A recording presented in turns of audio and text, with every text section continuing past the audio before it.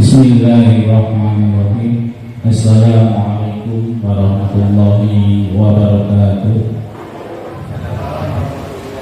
Alhamdulillahirabbil alamin wassalatu wassalamu ala asyrofil anbiya'i wal mursalin sayyidina Muhammadin wa ala alihi washabbihi ajmain. Yang kami hormati Bapak Kasih Dimas Islam dan Haji, yang kami hormati Kepala KUA Nangapino, yang kami hormati pengawas madrasah dan Bapak Ibu yang kami hormati pula. Salawat serta salam kita aturkan kepada junjungan kita Nabi besar Muhammad Sallallahu Alaihi Wasallam beserta keluarga, sahabat dan pengikut yang sampai di akhir zaman nanti. Bapak Ibu yang kami hormati, pada pagi ini penceramahnya jauh-jauh ini dari kota Jawa Tengah yang akan disampaikan kepada Pak Ustadz Yusuf. Kepada beliau kami katakan terima kasih.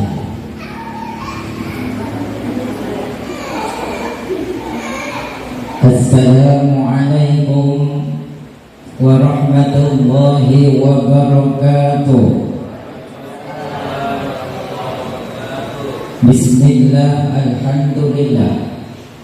Alhamdulillahilladzi anzalal Qur'an hudan lin-nasi wa bayyinatin minal huda wal furqan.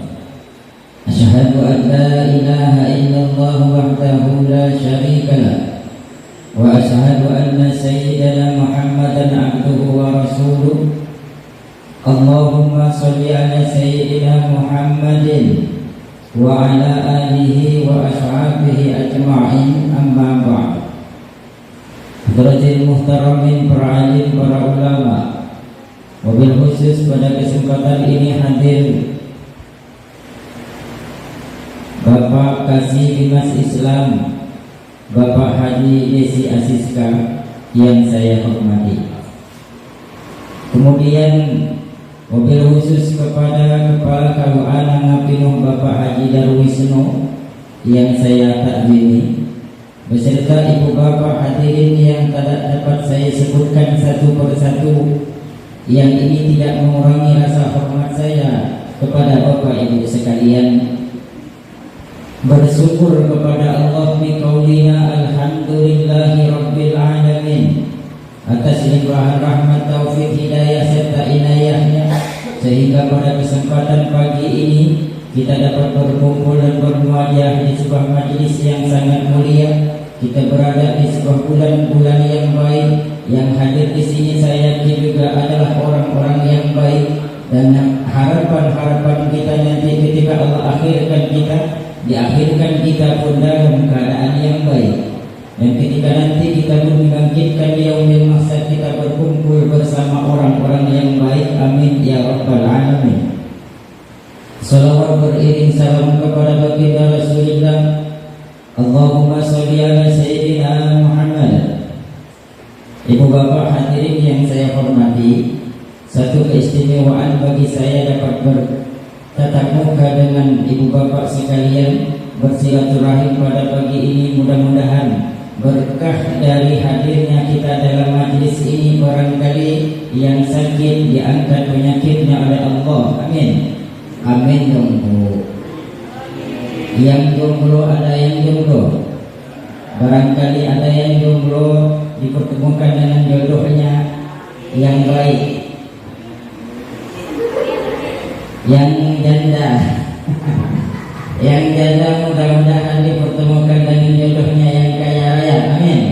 Yang banyak hartanya, banyak warisannya, yang hidupnya tinggal sebentar. Ibu bapak hadirin yang saya hormati, bahwasanya setiap kita dalam kehidupan ini yang namanya manusia pasti mengalami 3 dimensi waktu. Ada masa lalu, masa sekarang, dan masa yang akan datang. Masa lalu adalah kenangan, masa sekarang adalah kenyataan, dan masa yang akan datang adalah harapan, impian, khayalan, atau cita-cita. Orang yang baik sesungguhnya adalah orang yang dapat mengambil pelajaran dari masa lalu untuk dapat menentukan sikap pada hari ini dan sekaligus merencanakan hari yang akan datang. Maka hari ini harus lebih baik ketimbang kemarin, dan hari esok harus lebih baik ketimbang hari ini. Maka dalam konteks inilah kita berada di sebuah bulan yang sangat mulia. Harapannya ibadah kita di Ramadan tahun ini lebih baik ketimbang Ramadan tahun yang lalu. Dan Ramadan yang akan datang, mudah-mudahan kita sampai di dalamnya, itu lebih baik ketimbang Ramadan tahun ini. Ibu bapak hadirin yang saya hormati, berkenaan dengan nuzulul Quran. Nuzulul Quran ini bermakna turunnya Al-Quran. Jadi Al-Quran ini diturunkan ada tahapan proses. Proses inilah yang disebut dengan nuzulul Quran. Al-Imam Abdurrahman bin Abi Bakar, atau yang masyhur dengan sebutan Al-Imam Jalaluddin As-Sayuti, mengatakan bahwa Al-Quran ini diturunkan dengan 3 kali tahapan. Ada at-tanazzulul awal, ada at-tanazzulul tsani, dan at-tanazzulul tsalits. At-tanazzulul awal, bahwa Al-Quran ini diturunkan pertama kali oleh Allah ke Lauhil Mahfuz. Ini Al-Quran dalam keadaan yang utuh, berupa mushaf yang utuh. Maka punya ayatnya, bahwa Quranun Majid fi Lauhil Mahfuz. Kemudian At-Tanazzulul Tsani, Al-Quran diturunkan kedua kalinya oleh Allah dari Lauhil Mahfuz ke Baitul Izzah, ke langit dunia. Ini pun dalam keadaan utuh. Maka punya ayatnya, inna anzalnahu fi lailatul qadar. Al-Quran diturunkan pada malam Lailatul Qadar. Kemudian ada at-tanazzulus tsalits. Al-Quran diturunkan ketiga kalinya dari Baitul Izzah, langit ke dunia. Langit dunia diturunkan kepada baginda Rasulullah Muhammad SAW di Gua Hira. Tepatnya pada tanggal 17 Ramadan 600 sebelum Masehi, dengan ayat yang pertama, Iqra bismi rabbikal ladzi khalaq. Surah Al-Alaq ayat 1 sampai 5. Cuma yang perlu dipahami, menurut para ulama, kata nuzul ini khusus dimutlakkan untuk nuzulul Quran, tak boleh untuk yang lain. Sama seperti kata mi'raj yang berarti naik, itu khusus untuk baginda Nabi ketika dalam peristiwa Isra dan Mi'raj. Tidak boleh seorang istri misal ngomong ke suami, lihat suami duduk di teras, bang, mumpung belum jam 12 malam, barangkali mau Mi'raj, adik tunggu di kamar. Tak boleh.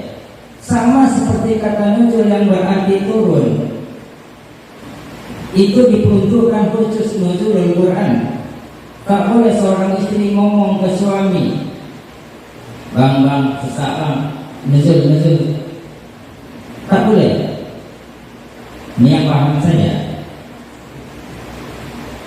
Terkait dengan puasa, ada satu hadis yang masyhur. Ini hadis qudsi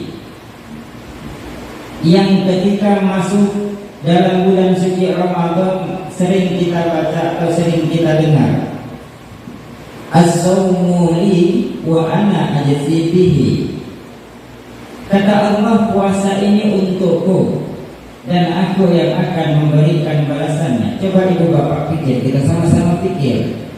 Ini hadis kayaknya aneh, janggal. Kenapa? As-sawmu li, puasa ini untukku, kata Allah. Puasa untuk Allah. Terus salat bukan untuk Allah. Sedekah yang kita berikan bukan untuk Allah.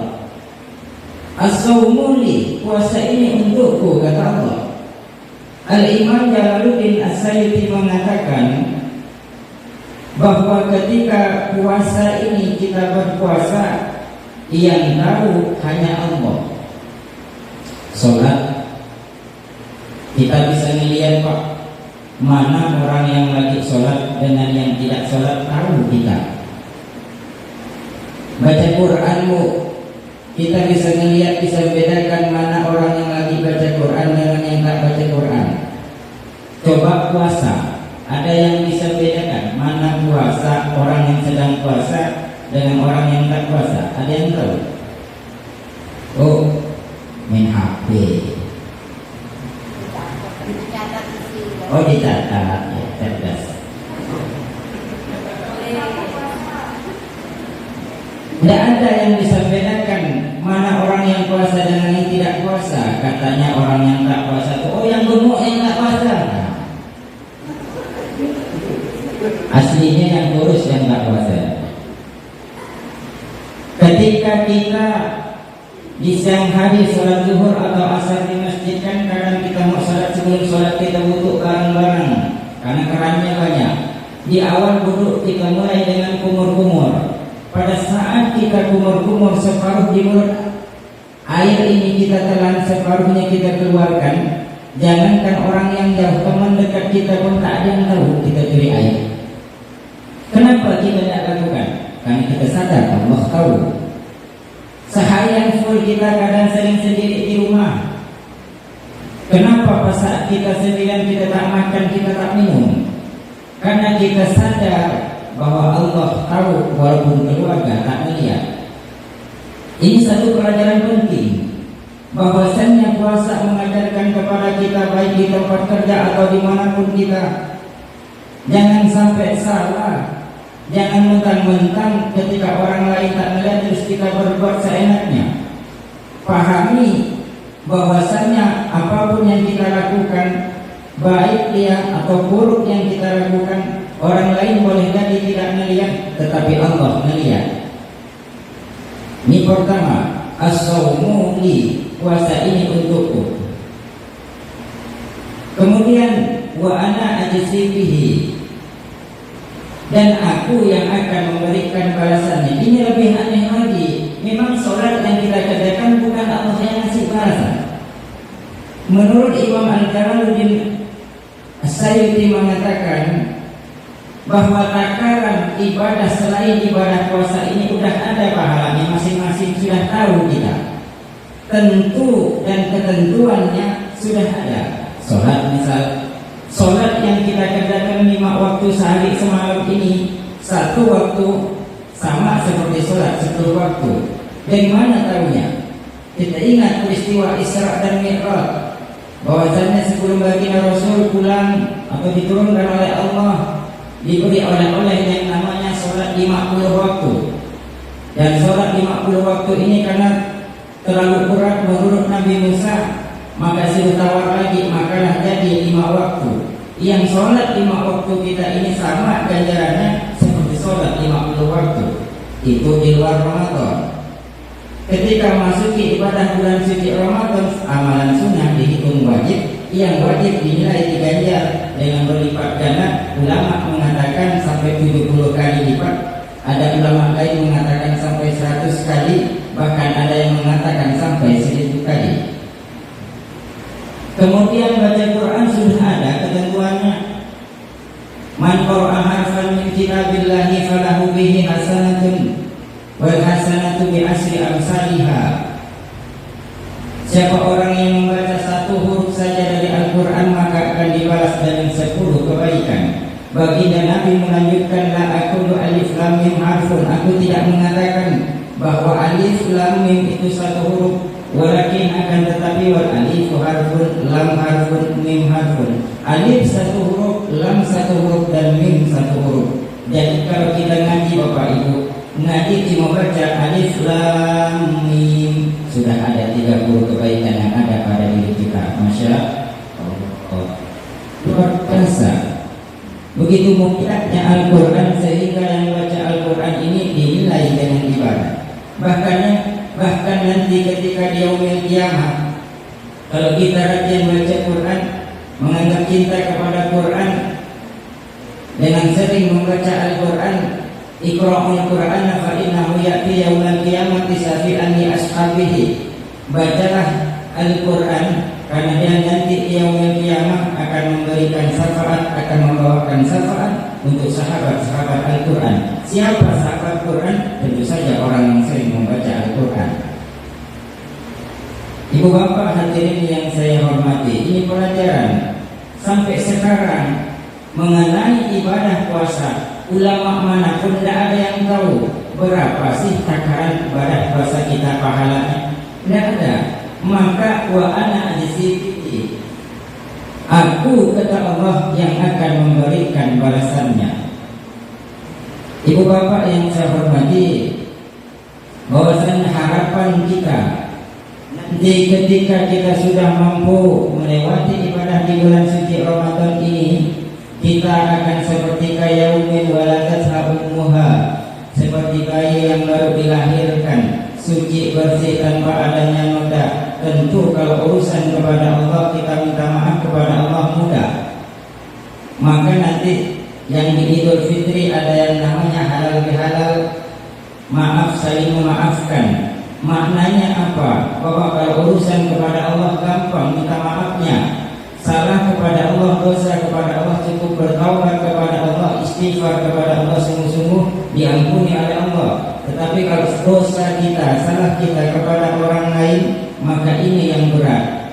Sebab kenapa Imam Syafi'i mengatakan, jika engkau bersalah kepada orang, kemudian engkau minta maaf, maka wajib bagimu untuk menyebutkan apa kesalahan yang engkau perbuat kepada orang itu.